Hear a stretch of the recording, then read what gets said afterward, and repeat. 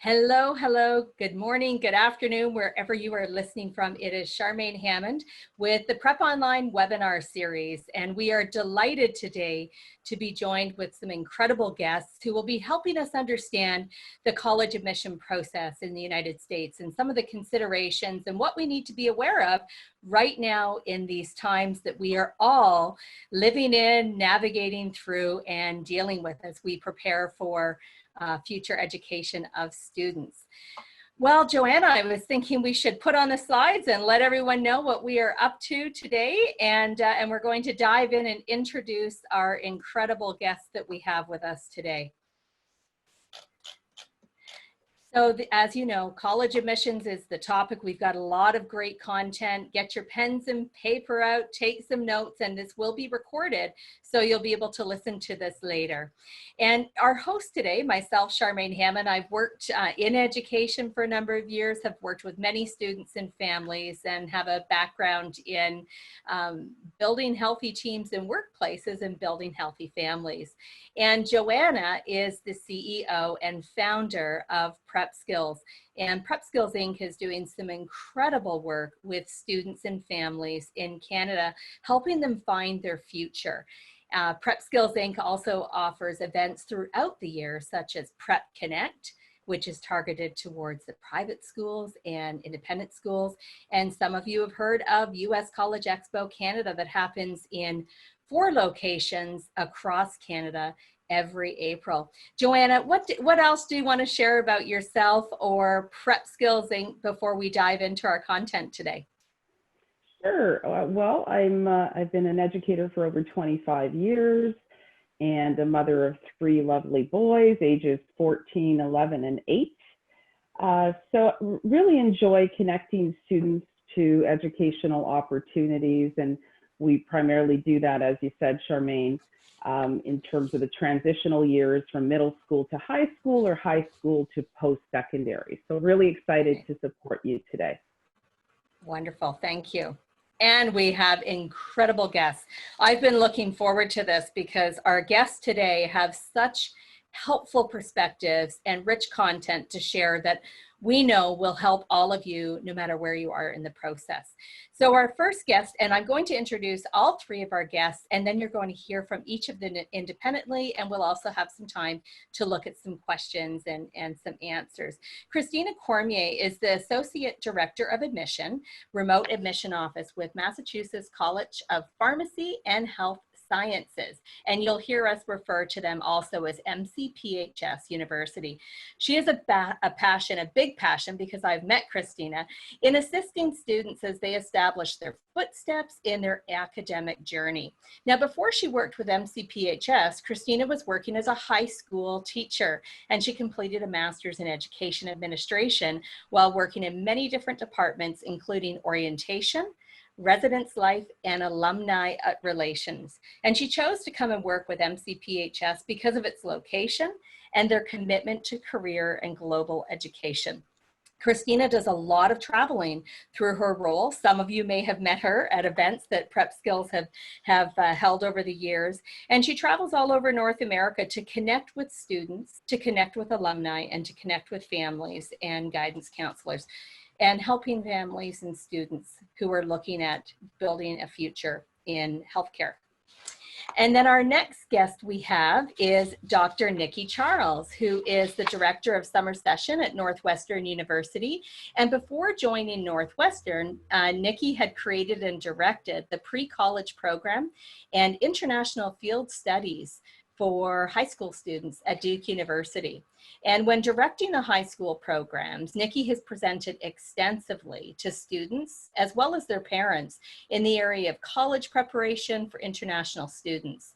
Prior to working in the university environment, Nicki also served as a school counselor in an international schools for 16 years, and she's lived in many different countries around the globe. And she'll be talking with us today about how summer programs can benefit students and what to be looking at related to those and online programs. And then we're pleased to welcome Meredith Lombardi, who is the Associate Director of Outreach and Education at the Common App. And as part of the Access and Equity team, Meredith engages students and the counseling community to ensure Common App resources are both relevant and supportive around college access initiatives. Meredith has previously worked as a high school counselor in Washington and in Georgia. She's a graduate of Emory University and the University of Maryland. Welcome to our incredible guests. Wow, this is just what a lineup. So Joanna, I think you had a question that you wanted to just kick it off with. Yes, why don't we talk about the current situation and how COVID is impacting the application process in general. Nicki, do you want to start us off? Sure. One of the things I will say that we're seeing with students who moved over to the remote learning environment is we're seeing that there's a little bit of, they're zoomed out a little bit because it's not actual true online learning. And so what happened is many schools made the very best attempt of taking a face-to-face experience and then moving it into a remote learning environment. And so one of the things I'll be talking about is the difference in a true online experience versus a remote learning environment. And what I would say to students is your experience in the springtime when you had to quickly, your school and your counselors and everybody had to quickly move into the remote environment may not be a good representation of what true online learning is, which can be very dynamic and exciting. And so still keep giving it a chance. Don't just say, well, I felt like I was in a Zoom meeting all day, and do take a look at some of the opportunities that are available in a challenging environment. Great, great. Meredith. Yeah, hi everyone. Very excited to join you all today. So Common App, we've been working from home since mid-March, and I myself am working from home with 3 little ones. So I've mentioned earlier, but to the other presenters, I have a 3-year-old, a 4-year-old, and a 6-year-old. So the work environment is different, and supporting learners is different. And my oldest is in school, and like Nicki mentioned, watching them have to the challenges with access to technology, and the difference of who has access and reliable internet, and we don't even have that. Even amongst ourselves, we're challenged with some of that. Working for a membership organization such as Common App, we've really had to think about, how do we support students and our members during uncertain times? And how do we deal with uncertainty? Students are challenged with dealing with that, members are challenged with that. So the balance of recognizing the current state we're in while still being able to provide resources and help students navigate and find opportunities like getting educated through things like this, and to keep them still engaged. Perfect, thank you. Christina. It's important to emphasize, one, the resiliency to all of our students. So hello to all of you out there listening. We know these couple of months have not been easy, whether you're on the university side or the high school side. This has been a big transition, and that resiliency is something our healthcare workers are also working through. And so one of the pieces about the situation that hasn't changed at our school is the quality of its content. My university in particular has had an online platform since 2011. And so that continuity and migration to online has been a change, but not one that we're unprepared for. So we hope to continue to support students in a virtual world and through the upcoming admission cycle. Wow, fabulous, fabulous. I think we're going to kick it off to a deep dive and then answer a few more questions. And Meredith, are you going to get started with the PowerPoint? I sure will. Let me get this going, make sure everything is working okay. You guys see this all right? Yeah. All right, great. So my hope for today is to kind of give you all a quick overview of Common App, recognizing some may be more or less familiar with the platform, but to introduce you to Common App and be able again at the end to answer any questions that you may have. As I had said earlier, You know, we have been addressing the impact of COVID-19 on our members, on applicants, and on the counseling community since things have really kicked off. One thing that we have done is we have created a landing page on our Common App website. So if you go to commonapp.org/coronavirus, it pulls together resources like updates to you know, the SATs and ACT and standardized testing schedules, other resources that NACAC has put out, resources to help navigate Common App. So just know that that resource is available for you.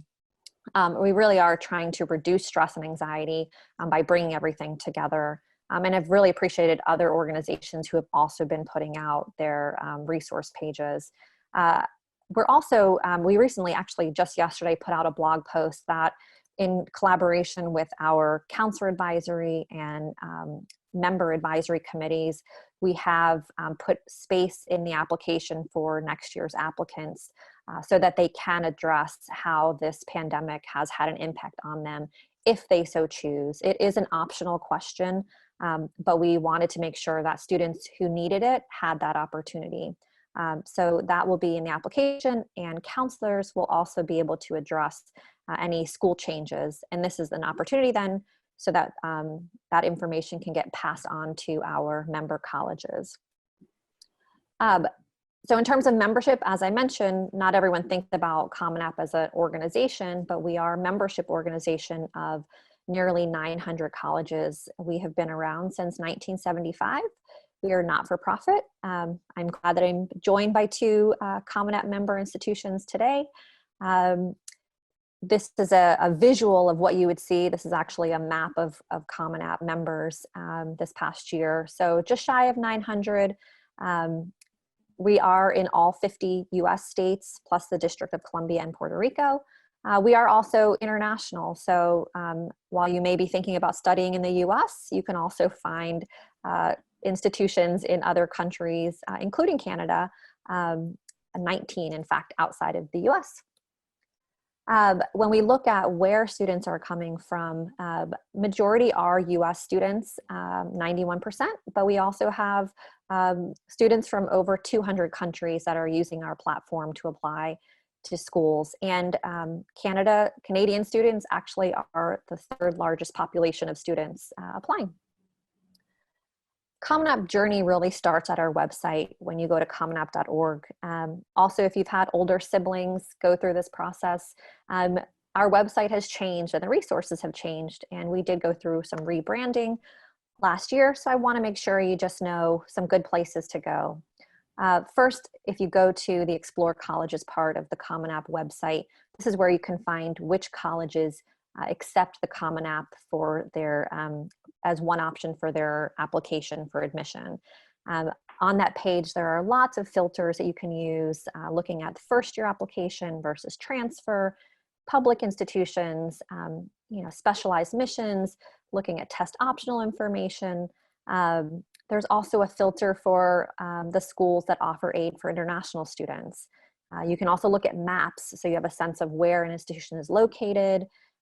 And you can print lists. So if you were to find and do a search and it came up with a certain grouping of colleges, you could have a print-friendly list of that. There's also a global search that didn't exist before. So if there's a certain term that you're looking for, you can use that global search and it will give you all the members with similar features like that. One I'm thinking of is like a veteran fee waiver, for example, is one, or entrepreneurship if you're looking for schools that have a particular program. College details also got updated this past year, so you can learn more information about specific institutions.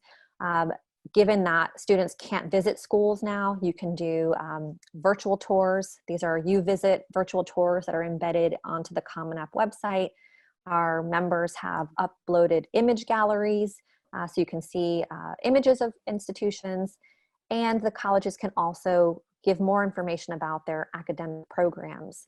So this is just a Northwestern sample where it tells you, hey, here are some of the academic programs we want to highlight, as well as some of the student experiences.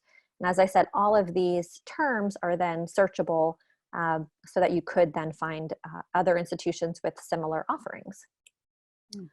There's also a great place on the website that has information for, depending on where you are in your educational path. So if you are in grade 9 or grade 10 or grade 11, you could be able to say like, hey, what are the things I should know and be doing to be prepared for transition to university? There are also guides to the application and recommender system. There's information about paying for college, and there's parent resources. So you navigate the website, and then you really want to know, well, what is the application? What does it look like? It's as simple as going to apply now, or the top part for creating an application or an account. One thing to keep in mind about Common App is that your account rolls over. So every year we launch the new application on August 1st, but students, you do not have to wait until then. So if you want to explore the application now, or you want to start inputting information, again, if you're in grade 10 or grade 11, you certainly can do that. What happens at the rollover after August 1, your username and password remain the same. Your main content on the Common App tab, so your basic information that's not college specific, will remain in there for account rollover. And I'll show you what that looks like. What does not roll over is really anything that's specific to a college. And so that would be any answers to college specific questions, anything related to recommender invitations, that does not roll over. This is what it looks like inside the application. Again, it went through some rebranding last year, so it's got some nice colors. There was a lot of project drivers to make it more accessible and mobile friendly. 5 tabs. The Common App tab, again, is where you do the meat of your application in these 7 different sections. You'll always find FAQs in the application.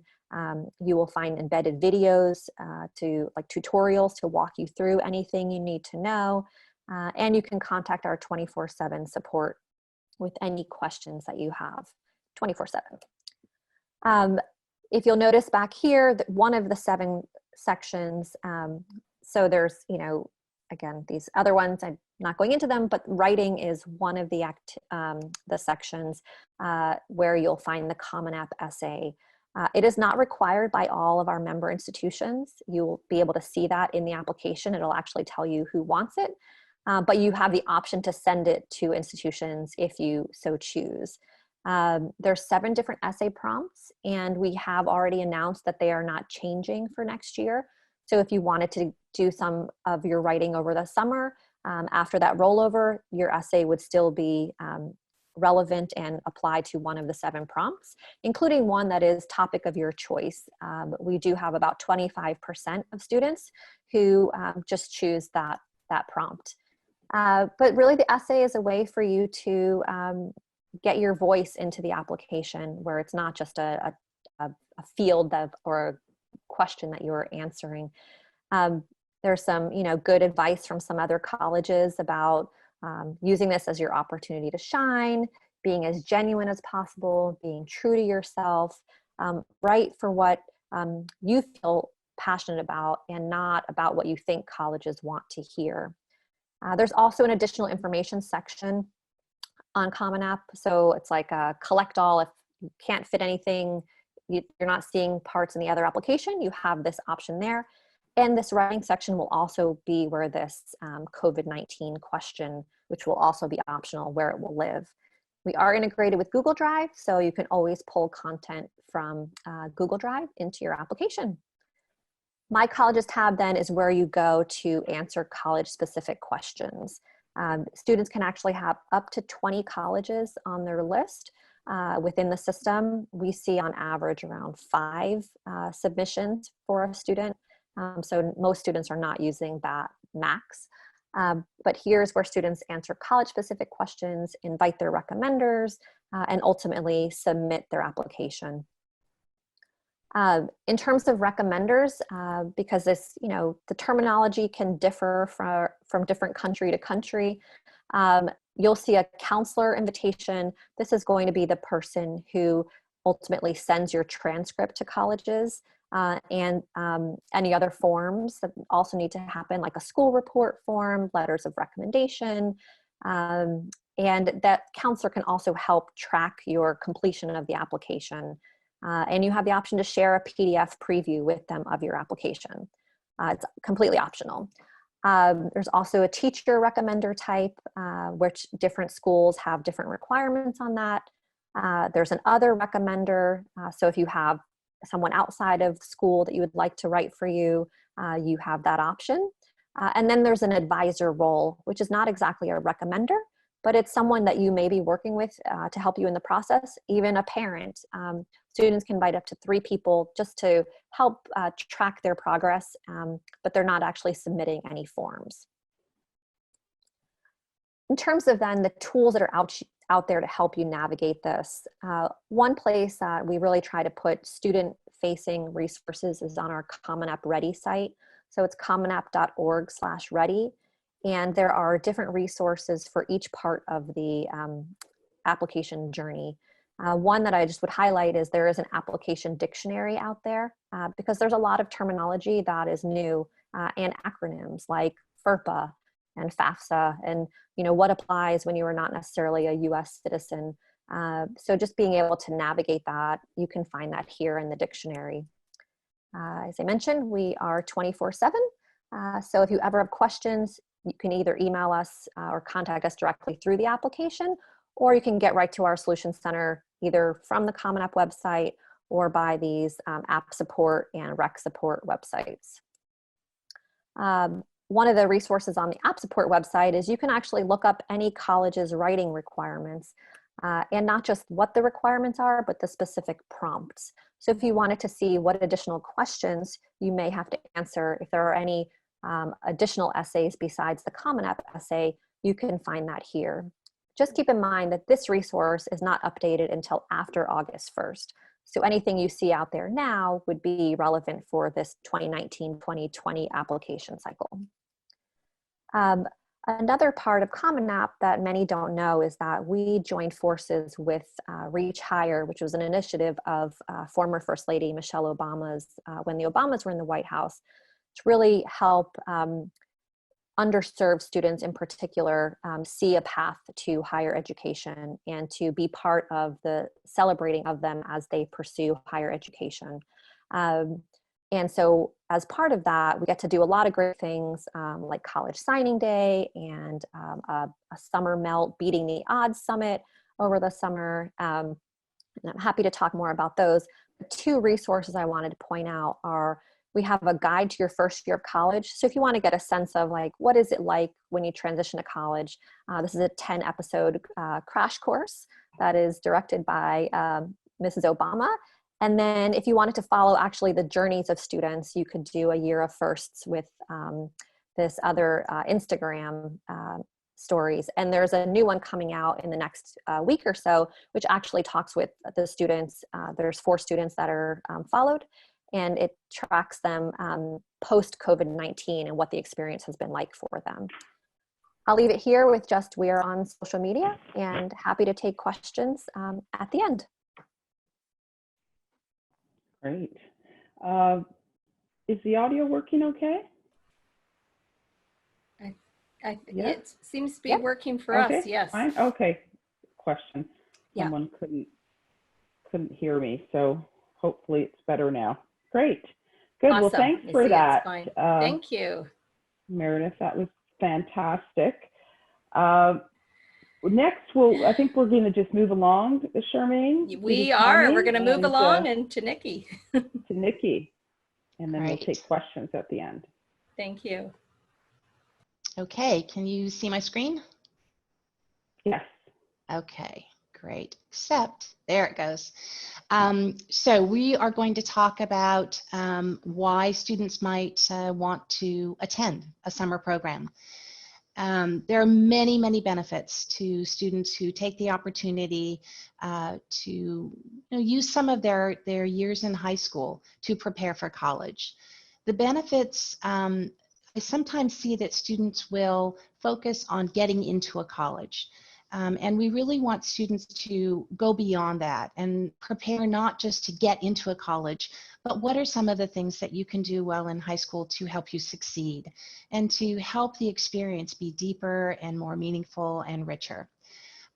With regard to how a summer program could help get into a college, you had heard about letters of recommendation.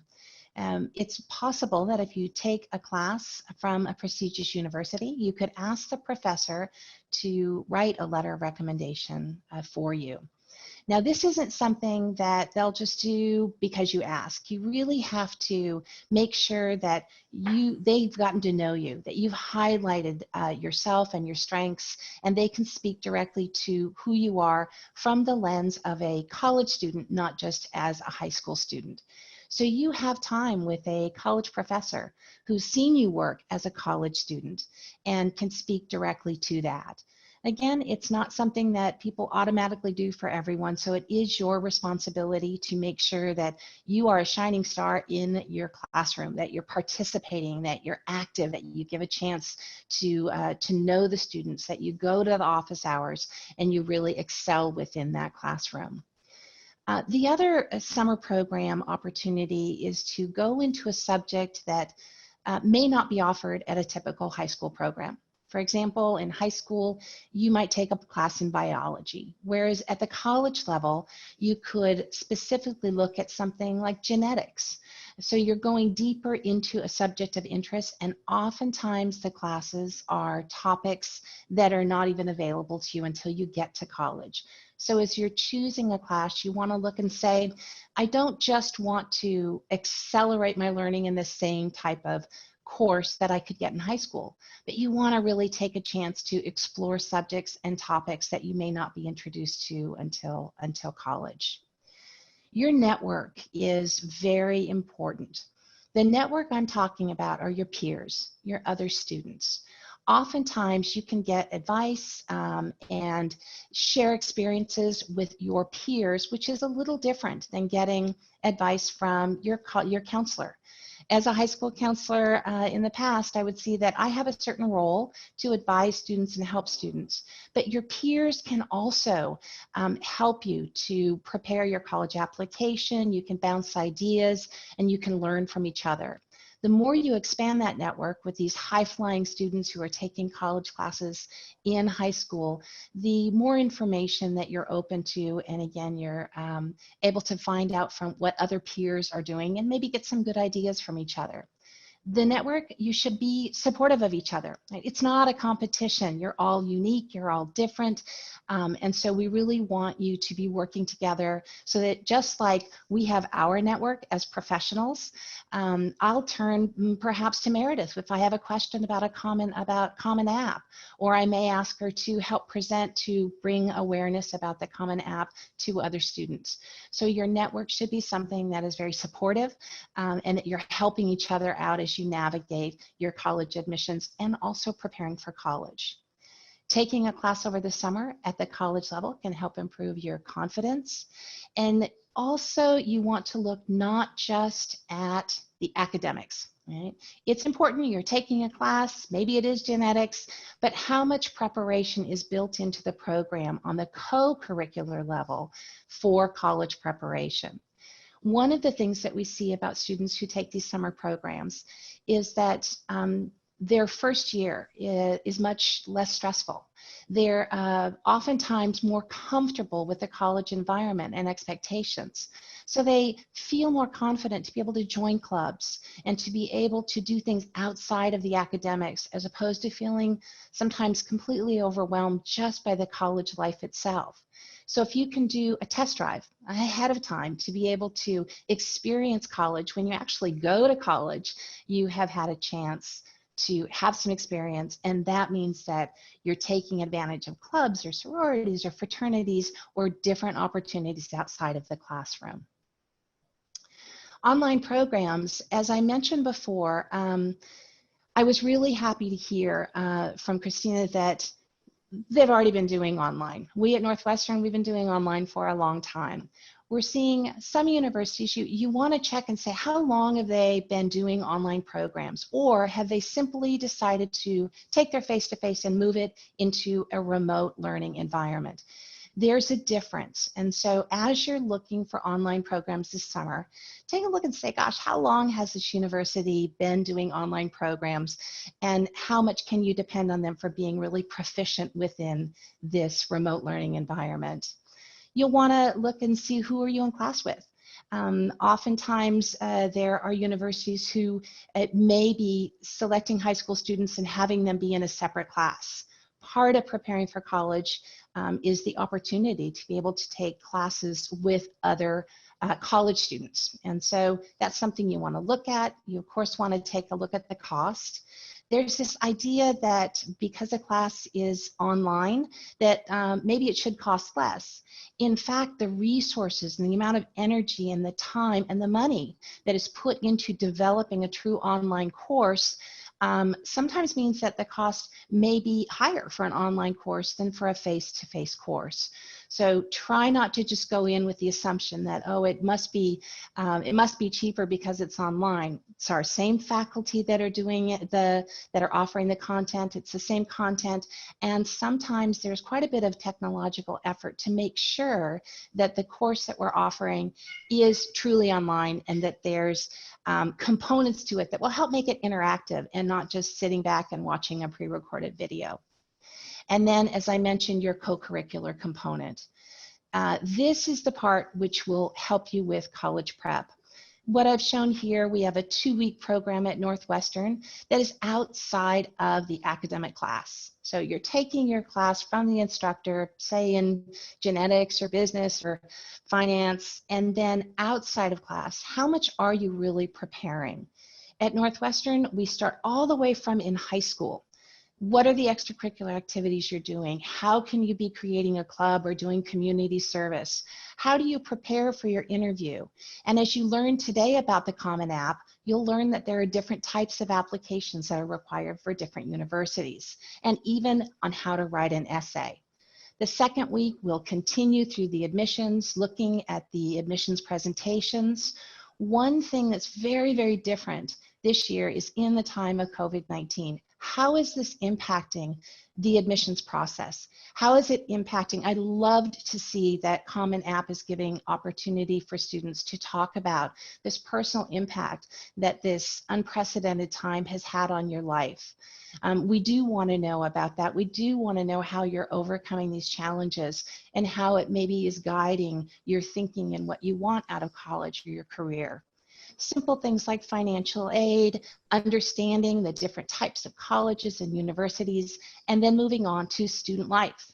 And with student life, this is where you want to learn about when you get to college, what is there to do outside of the classroom. Fraternities, clubs, exploring your own identity and the idea of privilege, as well as learning how to budget time and dealing with stress, learning about time management and balance.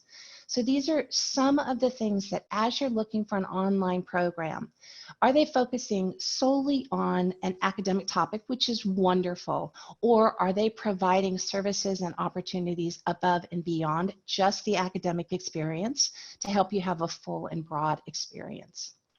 That's my direct contact information, as well as the website to where you can learn about college preparation programs at Northwestern.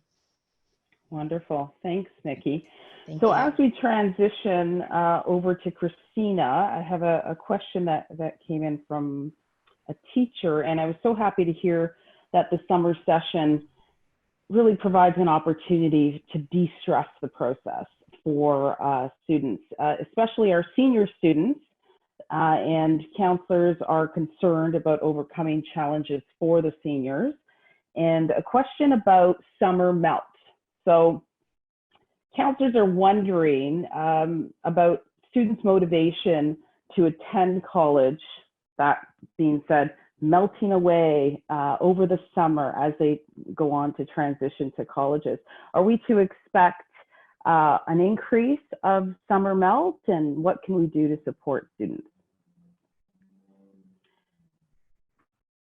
Is Meredith with us?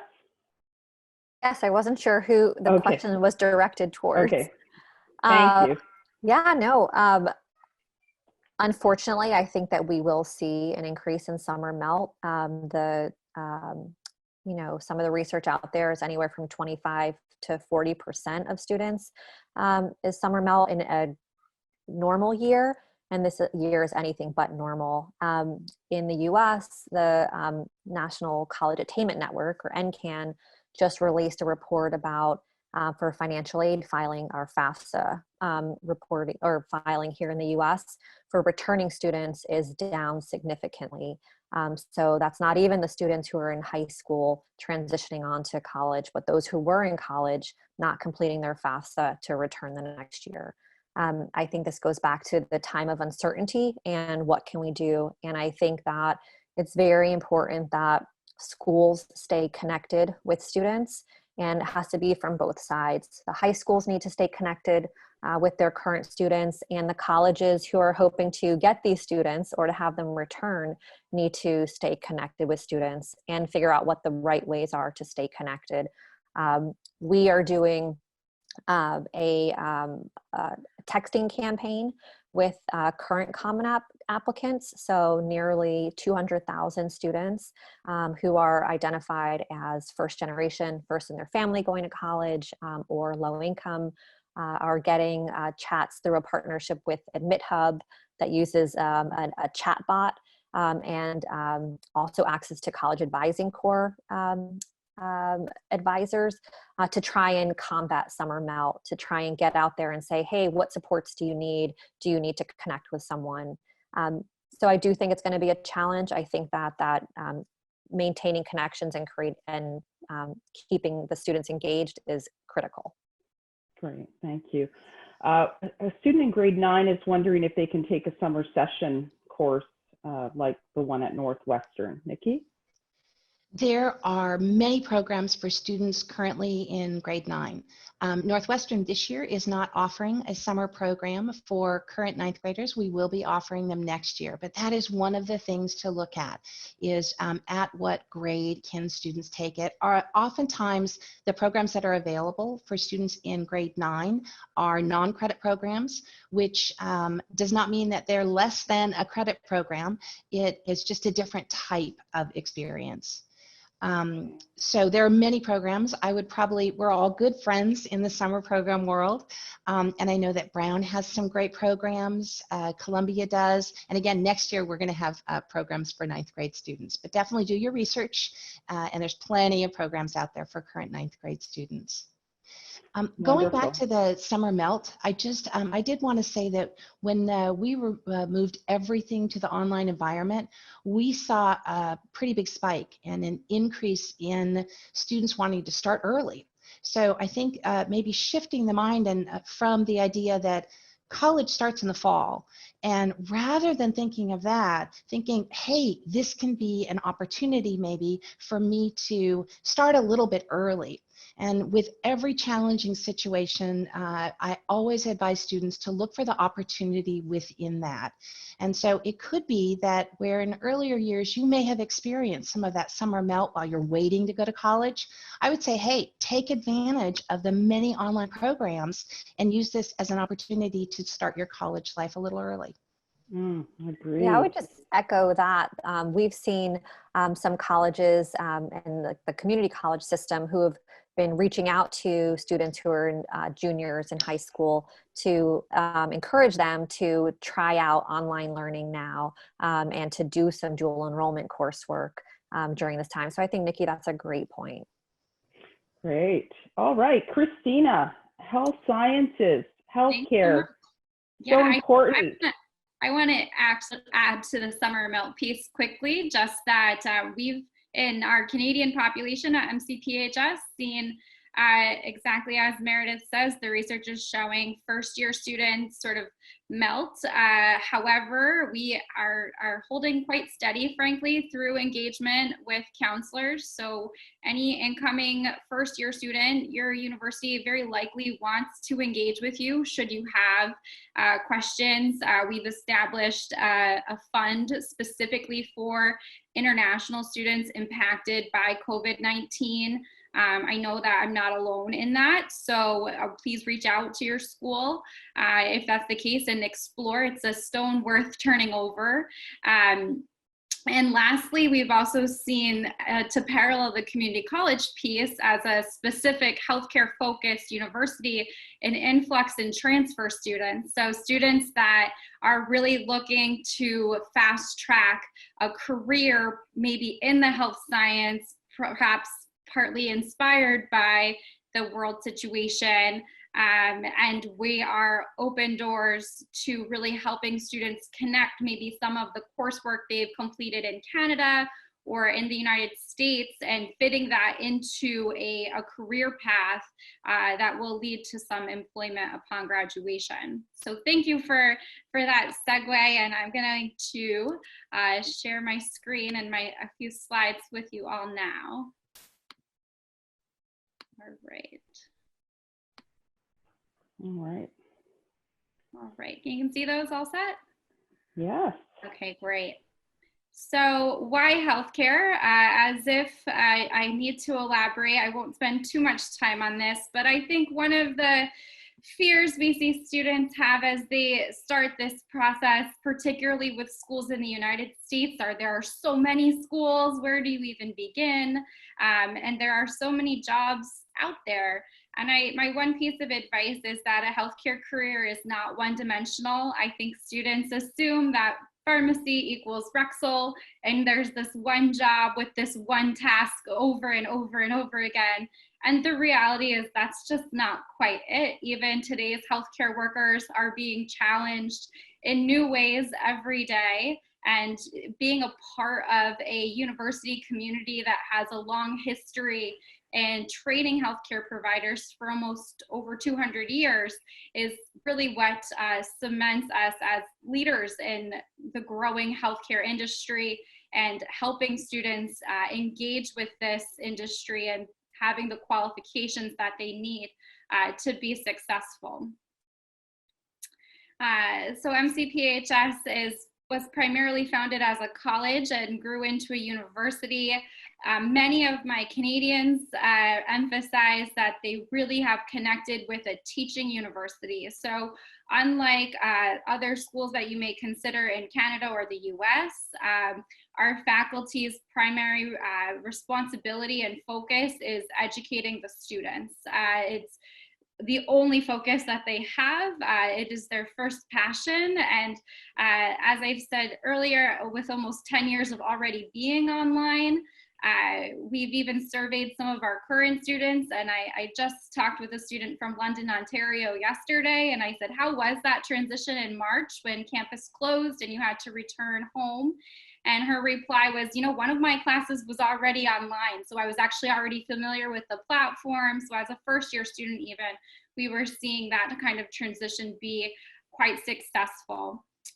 The two pieces on the right that I want to emphasize, in 2018, we launched an Advantage Scholarship, which was a way for your tuition dollars to extend after graduation. And so at no tuition cost, you could enroll into an online master's program, again, showing how not new we are at the online or virtual game. And actually our two most popular online masters that our alumni take advantage of are our Masters in Public Health and a Master's in Business Administration.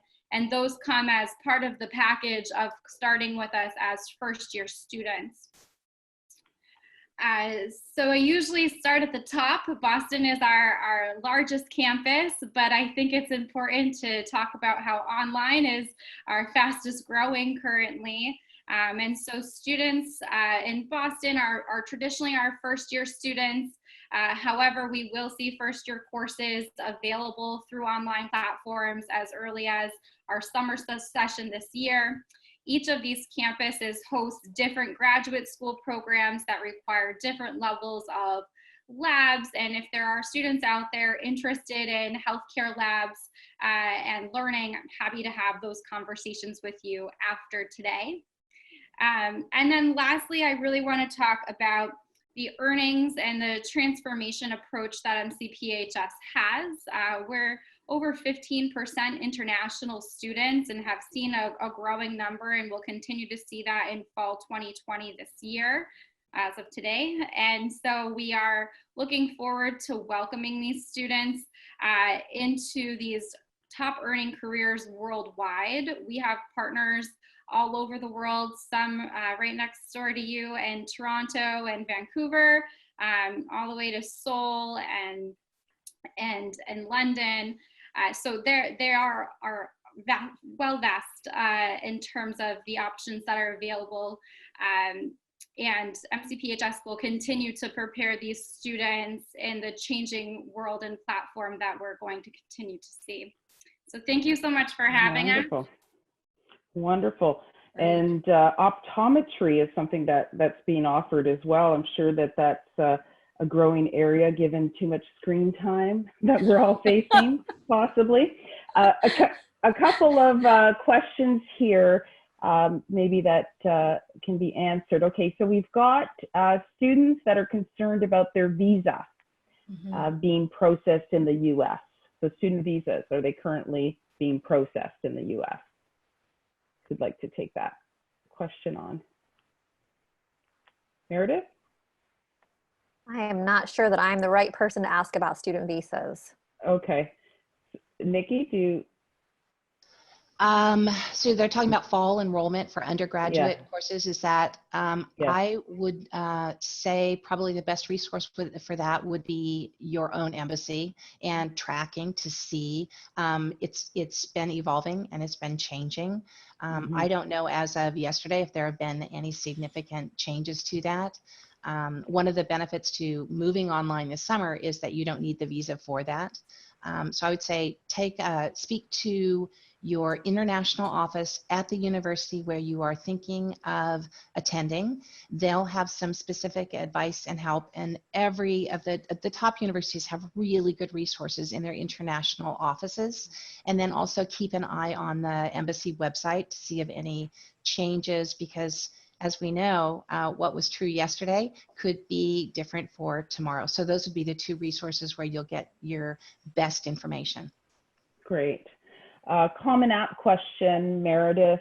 Under the education honors section, what are considered honors?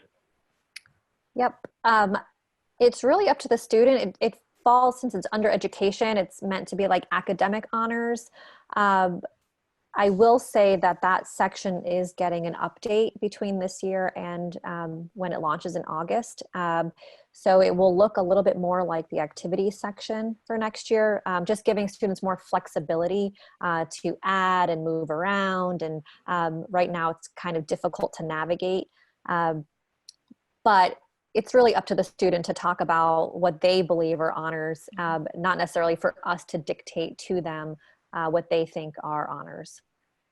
Okay, great. So some concerns about the class of 2025, I guess the double bubble of graduations in terms of challenges of students applying that year. The students applying in 2025, there's just concerns about, I guess, the number of students applying at that point, just due to the COVID.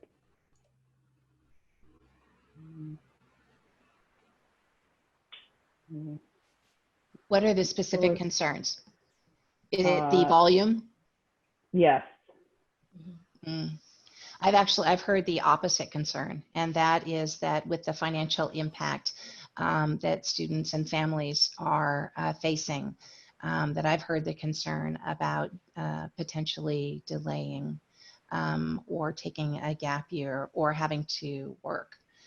So I haven't heard yet the concern of high volume. I've heard the concern about students potentially having to alter their academic path due to financial or other questions. I don't know, Christina, have you been hearing about a concern about high volume, or Meredith?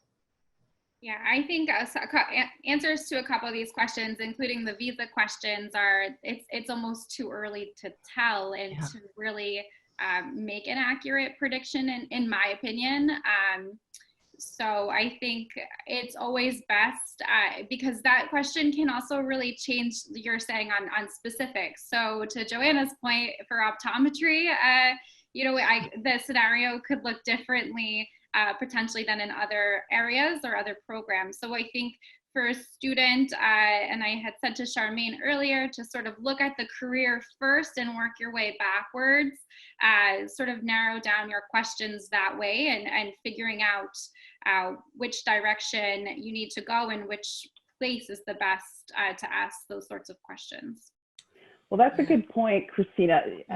Given the uncertainty, should students really be looking at pre-COVID standards? So in other words, the academic standards, the standardized testing, if there are standardized tests, the application, really just maintaining that kind of rigor when it comes to applying to these schools. So that way, as things change day by day, moment by moment, they would have upheld those sorts of standards. Yeah, that's a great question, Joanna. To my earlier point, I have to emphasize again just how impressed we are with the high school graduating class of 2020 for going and changing as rapidly as you've been able to, and to the class of 2021 that's rising. We recognize that you'll have a new set of challenges, and this is all very uncharted territory, both for you all as it is for all of us on the university side.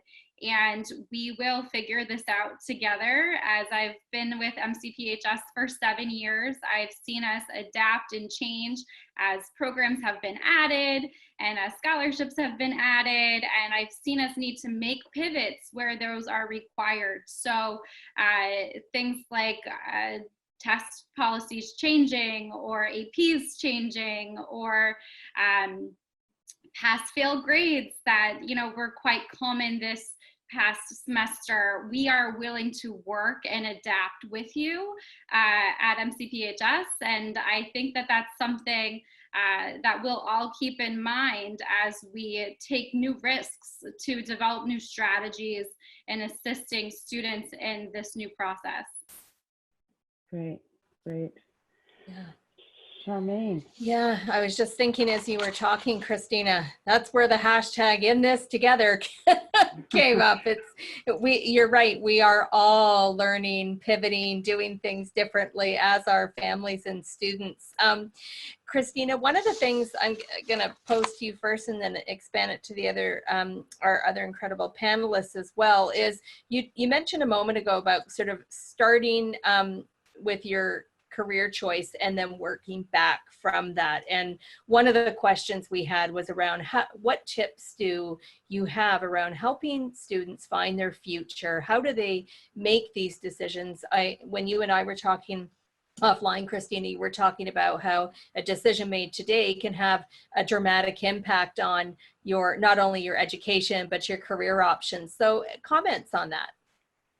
Yeah, great. I think students often think only about the one end goal. I'm going to be a lawyer, I'm going to be a doctor, and sort of streamline and think about all the little steps that they're going to take to get there. And I think sometimes starting there and working backwards, I think one of the best questions to ask is someone in your dream job, asking them what was the worst day on that job. Doing an interview like this with careers that you're interested in, these are still options available to you.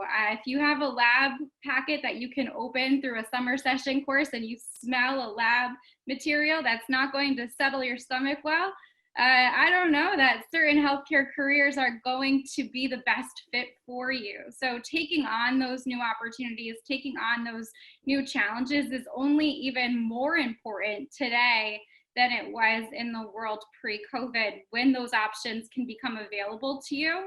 And the network that you're going to surround yourself with or connect with, I think, is only being emphasized in a post-COVID scenario where students are needing to engage more so with online communities and platforms like Prep Skills, and asking for these resources of who do I know that can sort of help me navigate this path and position. If healthcare is your focus, going to our website, our student platforms, and engaging with the students who have lived through those experiences is only going to help solidify for you perhaps what you want to do, as opposed to dabbling and being a jack of all trades, but sort of losing that focus you have on what the goal is. So I would add to that. I would say to take into consideration your interests and your strengths. There are a lot of tests that you can take that can help you to identify what you're good at and what you're interested in. But beyond that, I would say be creative. I had a student who loved marine life and loved psychology and couldn't decide, what do I do with either one? Do I have to choose? She was very creative, and she had a double major and ended up becoming a trainer at SeaWorld, because she used what she learned and loved about psychology and training, as well as her love in marine life. And so I would advocate for you to learn about yourself first. What are your interests? What are you good at? What are things that you're not particularly good at or you're not really interested in doing? And then be creative, because there's not just one career path for every person. It could be that you could create for yourself your own unique individual type of major, which will then allow you to draw on all of your strengths and all of your interests. Nice. Wow, this time flies. Wow, this has been a rich conversation. I'm going to let our panelists know that in just a moment, I'm going to come back and ask one of the questions we ask every single webinar is in a couple of minutes, we'll get you to give us, we call it the one sentence tip. So I'm giving you a bit of a heads up. One sentence tip that you can give to us to help students find their future. And as I'm getting the panelists to prepare their answer for that, I'll just show you what we have got coming up with our webinars. And again, the contact information will be sent out to you so that you can find Christina, Nicki, and Meredith. And our upcoming series includes May 20th, Educational Transitions. On the 27th of May, we're talking about private schools, fit and financing. June 3rd, what are private schools admission committees looking for? June 10th, we have some experts talking about parenting. And on June 17th, we'll be talking about virtual volunteering, which actually fit into the conversation today about getting prepared for your applications. And for any of you that have further information or questions and would like to book a call with Joanna at Prep Skills, we'll be sending out the link, and she'll be happy to assist you and set you in the right direction and answer any questions you've got. And reminder that because you're registered for this series, you'll be able to listen to the previous webinar recordings, and I'm sure that that will answer some of the questions that might have been in your mind today. So as we wind down the one sentence tip, Christina, what's your one sentence tip to help students find their future? Sure, and I speak really narrowly from a healthcare university who works especially with university students in Canada and high school students in Canada. But my advice to you is, why wait? To talk with us now, whether you're going to continue your studies in Canada or explore alternative preparation programs so that you are carefully matching what you need to be doing to get to where you ultimately want to be. Wonderful. Don't wait. Get that communication going. Love it. All right, Meredith, what's your one sentence tip? So for me, I was thinking about this. I don't know that I had a wow statement, but I would say give yourself some grace. Recognize that during this time, everyone knows a little bit about what you're going through, but not necessarily what's unique to you and your family. And that colleges are not expecting you to go out and do everything. They want to make sure first and foremost that you are taking care of yourself and your family. And it's okay to just do that. And you don't have to go and conquer the world. Beautiful. Thank you. And Nicki. I would say be creative. The career that you choose today, that you think you're interested in today, will evolve over time. Many of us here on the panel have had different lives, different careers, different professions throughout our life. So be creative, be flexible, and I just don't limit yourself to already chosen paths that others may have done, because there may be a path that you discover for yourself that's unique to you. Great. And Joanna, what's your Well, one sentence tip? I echo all of that, and I would just encourage students to remember that success is really about resourcefulness, preparation, and I think most importantly, as we saw here today, your network of peers and collaborators and influencers and helpers that are here to answer your questions and help you find your bigger future. So I hope this was helpful today. Thank you to our panelists. Thank you, Charmaine. Thank you. And we'll answer these questions and send out some responses post-webinar. Yes. Thank you so very much for all of you who joined us today live on the webinar series. And for those of you that are listening later on to the recording, thank you so much. And let's go out and find our future. Have a great day, everybody. Thanks, everyone. Thanks, everyone.